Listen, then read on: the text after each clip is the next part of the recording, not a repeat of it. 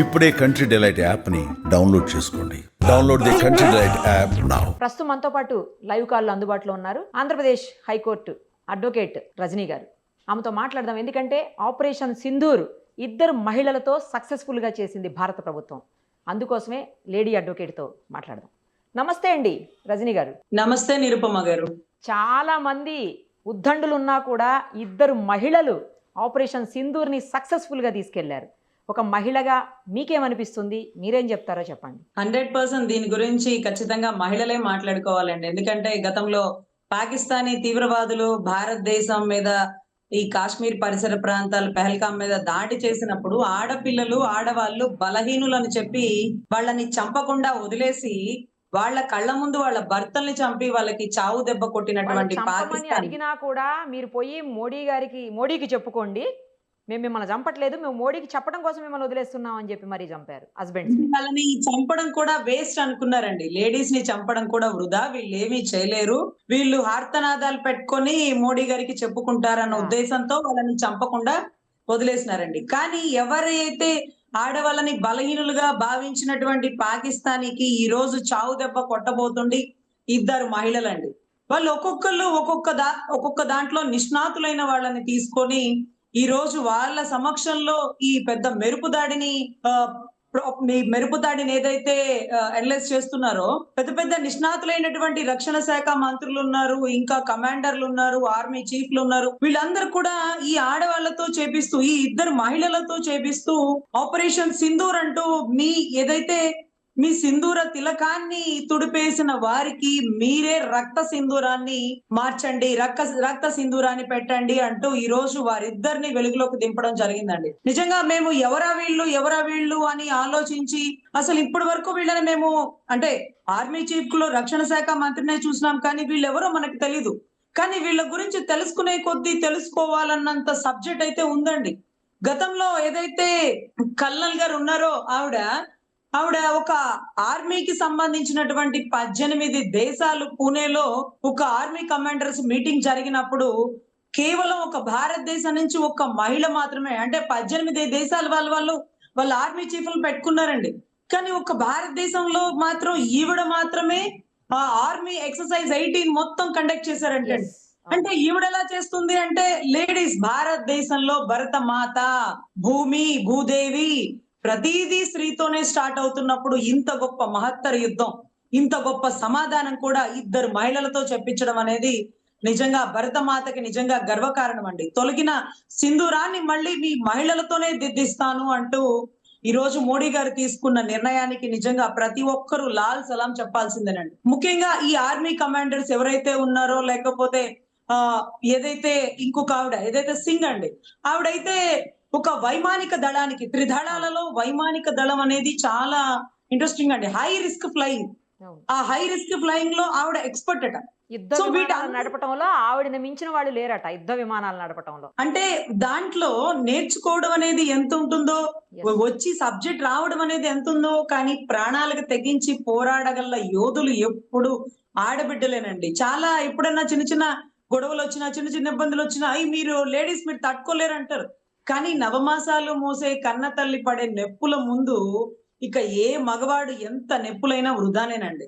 So అటువంటి ఆడబిడ్డల్ని మీరు తొలగిపోయినా అంటే అసలు ముఖాన బొట్టుంటే చంపేస్తారా అని ఇమీడియట్ గా అక్కడికక్కడ వాళ్ళు ప్రాణాలని కాపాడుకోవడం కోసం భర్త ఉండగా భర్త పక్కనే వాళ్ళు బొట్టు తుడిపేసుకునే పరిస్థితి నిజంగా ఒక హిందూ సమాజం మొత్తం తలదించుకునే పరిస్థితికి తీసుకొచ్చారండి పాకిస్తాన్ వాళ్ళు. అసలు అంటే ప్రాణాలు కాపాడుకోవాలి, ఇమ్మీడియట్ గా బొట్టు తుడిపేసి భర్త పక్కనే నేల మీద పడుకున్నటువంటి ఏదైతే అసలు ఒక ఆంధ్రాకి సంబంధించినటువంటి ఆడబిడ్డ చెప్తుంటే అభిందోర్ ముస్లిం అంటూ ఇంకా డౌట్ వస్తే ప్యాంట్ కూడా ఇప్పదీసి చెక్ చేసే అంట దౌర్భాగ్య పరిస్థితిలో ఈ రోజు తీసుకొచ్చారంటే, అయినా కానీ మీరు గమనిస్తే నిరుపమ గారు దేశ వ్యాప్తంగా ఎక్కడ హిందూ ముస్లిం గొడవలు లేవండి. ఎందుకంటే సమస్య మన భారతదేశ ముస్లింస్ తో కాదండి, పాకిస్తాన్ ముస్లింస్ తో కూడా కాదండి, కానీ పాకిస్తాన్ ముస్లిం కి సంబంధించిన జిహాదీ లాంటి తీవ్రవాదులతోనండి. మీరు గమనిస్తే ఈ మధ్య కాలంలో పాకిస్తాన్ లో ఒక మసీదులో జరిగింది. ఎందుకు ఇలా తయారయ్యారు పాకిస్తాన్ కి సంబంధించిన తీవ్రవాదులు? ఎందుకు ఇలా భారతదేశంలో మహిళలనో లేకపోతే మగవాళ్ళనో భారతదేశంలో హిందువులనో ఇబ్బంది పెడుతున్నారు అంటూ మసీదులో ప్రార్థనల సమక్షంగా మనం విన్న మాటలండి, నమాజ్ లో విన్న మాటలు. అంటే దాని అర్థం ఏంటంటే పాకిస్తానీ ముస్లిమ్స్ కూడా ఈ తీవ్రవాదాన్ని ప్రోత్సహించట్లా, కానీ కొంతమంది మారు మనసు పొంది జిహాదీలుగా మారిపోయి ఏదో వారి మతాన్ని ఉద్ధరించడం కోసం ప్రాణాలకు తెగించి భారతదేశంలో ఉన్న హిందువులను చంపేస్తే అల్లా మెచ్చుతాడా అండి? అలా అని ఖురాన్లో రాసుందా అండి? ఇక్కడ అసలు ఎంత వండర్ అంటేనండి, గతంలో అమెరికా ఏదైతే బిన్ లాడెన్ మీద దాడి చేయడానికి చుట్టుపక్కల వారు ఎవ్వరిని ఇబ్బంది పెట్టకుండా బిన్ లాడెన్ ఇంటి మీదే మెరుపు దాడి చేసి అతన్ని మాత్రమే సంహరించింది, అది పక్క వాళ్ళకు కూడా తెలియనటువంటి సీక్రెట్ గా. సో అదే రకంగా ఈ రోజు మోడీ గారు ఏదైతే చేసినారో చాలా వండర్ అండి. ఈ 9 ప్రదేశాలు కేవలం ఉగ్రవాద స్థావరాలే. అంటే పాకిస్తాన్ సైన్యంతో యుద్ధం చేయలేదండి, వాళ్ళని మెరుపు దాడి చేసిన వారికి అర్ధరాత్రి చుక్కలు చూపించి ఈ 9 ఉగ్రవాద స్థావరాల మీద దాడి చేశారు. అంటే దాని అర్థం ఏంటంటే అసలు ఎవరి మీద ఎవరికి కోపం లేదండి, ఎవరిని ఎవరు ఇబ్బంది పెట్టుకోరండి. కానీ ఎవరన్నా మనల్ని ఇబ్బంది పెడితే కనీసం సెల్ఫ్ డిఫెన్స్ కూడా లేకుండా ఈ త్యాగం, ఈ సహనం, ఈ అహింస, ఈ పదాలన్నీ ఎందుకు ఎప్పుడు ఎక్కడ ఎలా వాడాలో కూడా తెలీదా అన్నంత పరిస్థితికి తీసుకొచ్చారండి. అసలు కాశ్మీర్ నుంచి కన్యాకుమారి వరకు భారతదేశంలో ఒక్క భాగమే, భారతదేశమే అంటూ అప్పట్లో సర్దార్ వల్లభాయ్ పటేల్ గారు బాపూజీ గారిని అడిగారంటండి. హైదరాబాద్ మాత్రమే యుద్ధం చేస్తున్న టైంలో బాపూజీ మీరు నాకు అవకాశం ఇవ్వండి, కాశ్మీర్ ని కూడా మనం గెలుచుకోగలం, కాశ్మీర్ ఎప్పుడు పాకిస్తాన్ కి చెందకూడదు, ఎందుకంటే ఈ గొడవ ఇవాళతో సమాధి ఇవ్వకపోతే భారతదేశ ప్రజలు ఈ సమస్యని ఇంకా అడుగడుగునా ఎదుర్కొంటూనే ఉండాల్సిందే. ఇప్పుడు కాలికి షుగర్ వచ్చింది అనుకోనండి, వేలికి ఆ వేలు తీసేస్తే పోతుంది, అంతేగాని అట్టే పోనీలే ఏం కాదులే ఇంకెందుకులే అనుకుంటే అది ఒళ్ళంతా పాకినట్టుగా పాకిస్తాన్ ఆక్రమిత కాశ్మీర్ ని అప్పుడే పటేల్ గారు జయించి ఉండాల్సింది. కానీ బాపూజీ గారు అహింస లేకపోతే ఇంకోటి అంటూ ఆయన కాళ్ళు చేతులు కట్టేశారు.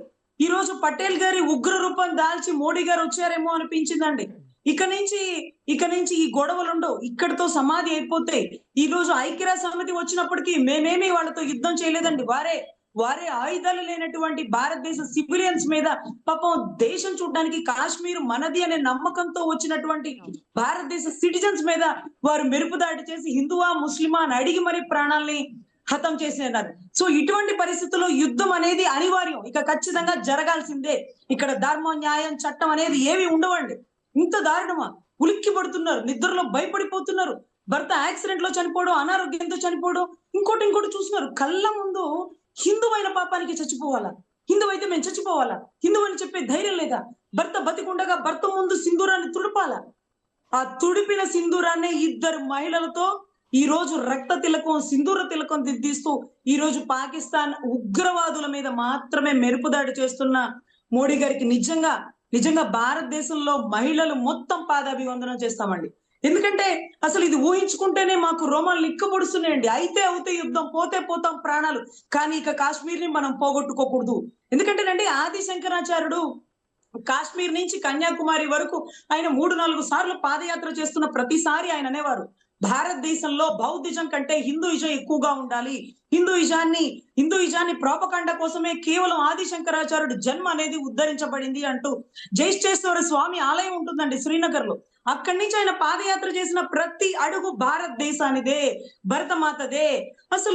అసలు భరతుడు పాదుకలు ఏదైతే రాముల వారి పాదుకలతో భరతుడు రాజ్యం వేలించినటువంటి భారతదేశం అయితే అసలు నిజంగా ఇంకొకటి ఏంటంటేనండి, ఆ పాకిస్తానీ శానిటరీ ఒక ఆవిడ ఉన్నారు.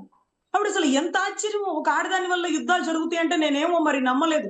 కానీ ఆవిడ మాటలు, మా పాకిస్తాన్ చేతులు గాజులు తొడుక్కోలేదు అంటే గాజులు తొడుక్కునే వాళ్ళు చేయలేరనమాట. గాజులు తొడుక్కునే ఆడబిడ్డలు 2తో ఈ రోజు యుద్ధం చేపిస్తున్న మోడీ గారు గాజుల వాల్యూ చూపిస్తారండి. ఎందుకంటే ఆవిడ రెచ్చగొడుతుంది, బాబ్రీ మసీదు కట్టిస్తుందట, దానికి ఫస్ట్ పునాది వాళ్ళ ఆర్మీ చీఫ్ వేస్తాడట. ఉన్నాడా ఇప్పుడు? తప్పిపోయాడా? కనపడుట లేదా? లేకపోతే హతమైపోయినాడా? అసలు ఇంత గొప్పగా అయోధ్యలోనండి రామ జన్మ భూమి అనే ప్రదేశంలో రాముడికి నిలువ నీడలేక సివిల్ డిస్ప్యూట్ కేసులో శామ్యాన కింద విగ్రహాలు ఇన్ని సంవత్సరాలు ఉన్నాయండి. మనం కూడా కనీసం ఇల్లు లేకపోతే రేకుల షెడ్ లోనే ఉంటాం, కానీ కనీసం రేకులు కూడా వేయకూడదంటండి సివిల్ డిస్ప్యూట్ అని. మేము అయోధ్య చూడడానికి వెళ్ళినప్పుడు శామ్యాన కింద రాముల వారి విగ్రహాలు పెట్టారండి. వర్షానికి తడిచిపోతున్నాయి, ఎండకి ఎండిపోతున్నాయి, గాలివానలకి శామ్యాన కూలిపోతుంది, కానీ విగ్రహాలు మాత్రం అక్కడే ఉంటాయండి. అంత దారుణంగా రాముడు పుట్టిన ప్రదేశంలో రాముడికి ఇంకా కూడా కష్టాలా అన్న టైంలో మొన్న ఈ మధ్య కదండి మనం రాముడి అవును. దేవాలయం కట్టుకుంది. కరెక్ట్. ఆవిడ రాముడి దేవాలయం కూల్చేసిద్దంట, రామ్ మందిర్ కూల్చేసిద్దంట. బాబ్రీ మసీద్ కు ఇటుకంట పాకిస్తాన్ ఆర్మీ వచ్చి వేస్తారట, లేకపోతే పాకిస్తాన్ ఆర్మీ చీఫ్ ఫస్ట్ ఇటుక తెస్తాడంట. ఆ ఇటుక పదం ఎందుకు వాడారంటేనండి, ఎన్నో సంవత్సరాల నుంచి ఒక ఇటుక చేత్తో పట్టుకొని దాని మీద జై శ్రీరామ్ రాసుకొని ప్రతిసారి ఆ ఇటుక ఒక్కసారన్నా మన దేశం నుంచి, మన రాష్ట్రం నుంచి ఆ ఇటుకను పంపించాలి, అయోధ్యకి ఒక ఇటుక మనది, మన రాష్ట్రం దవ్వాలి, మన జిల్లా దవ్వాలి, మన మండలాలు దవ్వాలని ఇటుకలు దగ్గర పెట్టుకునేవారండి. అందుకనే ఆవిడ ఆ పదం వాడింది. ఆవిడట పాకిస్తాన్ నుంచి ఇటుక తెచ్చే వరకు మనం చూస్తాం సోజ్యం మరి రామ్ మా తల్లి అని. సో ఇటువంటి ఆడవాళ్ళ మధ్యలో దేశం కోసం ప్రాణాలకు తెగించే పోరాడే ఇలాంటి కల్నల్, ఇలాంటి వింగ్ కమాండర్లు, వీళ్ళిద్దరిని తీసుకొచ్చి ఆ వ్యోమికా సింగ్ అయితేనండి ఈ విమానం ఇలా వెళ్తే ప్రాణాలు పోతాయి, ఇలా చేయకూడదు, హై రిస్క్ అంటే ఇలాగే చేస్తా, భారతదేశ భరతమాతని కాపాడతా, నా ప్రాణం పోయినా పర్లేదు అన్నటువంటి ఆ వింగ్ కమాండర్ వ్యోమికా సింగ్ గారికి నిజంగా లాల్ సలాం అండి. నిజంగా ఏదైతే కల్నల్ ఆర్మీలో ఆడబిడ్డలు ప్రాణాలు పోతే అంటే ఆర్మీలోనే చేరతాను, ఆర్మీలోనే పనిచేయాలి, ప్రాణాలకు తెగించి పనిచేయాలని ఒక గుజరాతీ మహిళ ఏదైతే ఎంఎస్సి బయోటెక్నాలజీ చదివిన బిడ్డ ఈరోజు ఆర్మీలో కల్నల్ గా ఉంటూ భారతదేశ ఆర్మీకి ఆయుపట్టుగా మారిందండి. సో ఇటువంటి ఇద్దరు మహిళలతో యుద్ధం చేపిస్తూ సింధూరం అంటే ఇంకొక పదం వాడుకోవాలండి. ఎందుకంటే నేను ఆ రోజు ఏదైతే రామ్ మందిర్ చూడడానికి వెళ్ళినప్పుడు శామ్యాల కింద ఉండేటటువంటి రాముడు విగ్రహాలు చూసి కన్నీటి పర్యంతం అవుతున్న టైంలో అక్కడ ఉండే 97 ఏళ్ల వృద్ధులు లేకపోతే 140 ఏళ్ల పెద్ద ఆయన వచ్చి చెప్పారు, రామ్ దూత్ హనుమాన్ భారత్ మే ఆ గయా, అబ్ కుచ్ గబరా మత్ కరో బేటీ, నువ్వు అసలు ఏడవద్దు, రామ్ దూత్ హనుమాన్ వచ్చాడు, ఖచ్చితంగా రామ్ మందిర్ నిర్మిస్తాడు ఓ మోడీ అంటూ మోడీ గారిని రామ్ దూత్ హనుమాన్ తో పోల్చారండి అక్కడ ఉండే పెద్దవాళ్ళు. ఖచ్చితంగా ఇతను కట్టించగలడు, ఇతని వల్ల సాధ్యం అవుతుంది, ఇతని టైంలోనే సాధ్యం అవుతుంది అని చెప్పిన ఆ పెద్దవాళ్ళ మాటలకి తార్కాణంగా ఈ రోజు రామ్ మందిర్ వెలిసిందండి. సింధూరం అంటే అన్ని గుళ్ళకి వెళ్ళినప్పుడు మనం బొట్టు, తిలకం, కుంకుమ అంటాం, కానీ ఒక్క హనుమాన్ టెంపుల్ కి వెళ్ళినప్పుడే సింధూరం అనే పదం వాడతాం. నిజంగా ఆ సింధూరం అనే పదాన్ని అన్ని రకాలుగా మనం మాట్లాడుకోవచ్చండి. అంటే అన్ని రకాల పర్యాయ పదాలు, ఒక రామ్ దూత్ హనుమాన్ సింధూర్ అనుకోవచ్చు, మన ఆడబిడ్డల నుదుటిన తొలగించినటువంటి సింధూర తిలకం అనుకోవచ్చు, what ever it may be.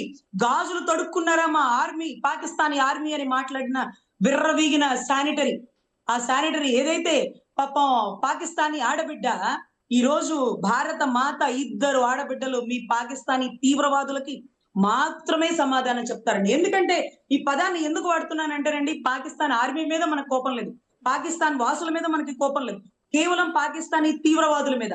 Masood Ali, వాళ్ళకి సంబంధించిన కుటుంబ సభ్యులు, వాళ్ళకి సంబంధించినటువంటి జిహాదీలందరూ 100 మందికి సైతం చనిపోయారండి. 9 టార్గెటెడ్ ప్లేస్ లో మాత్రమే యుద్ధం జరిగింది.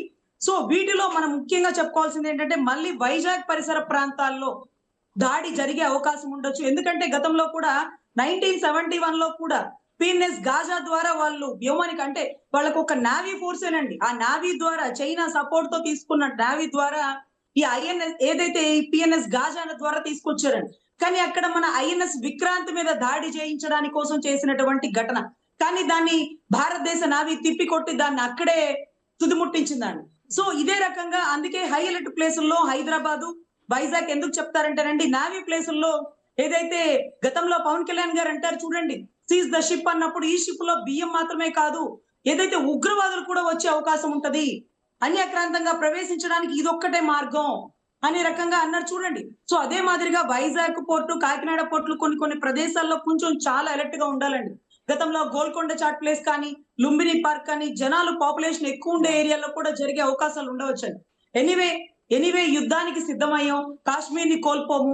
పటేల్ గారి ఆఖరి కోరిక తీర్చుతున్నటువంటి నరేంద్ర మోడీ గారికి నిజంగా భారతదేశ వాసులే కాదండి, ఏదైతే నుదుట తిలకాలను దిద్దుకున్నటువంటి ప్రతి ఆడబిడ్డ మీకు జీవితాంతం రుణపడి ఉంటుంది, చరిత్రలో మీ పేరు మిగిలిపోతుంది మోడీ గారిని మనస్ఫూర్తిగా చెప్పుకుంటున్నానండి. థ్యాంక్ యూ అండి, థ్యాంక్ యూ సో మచ్.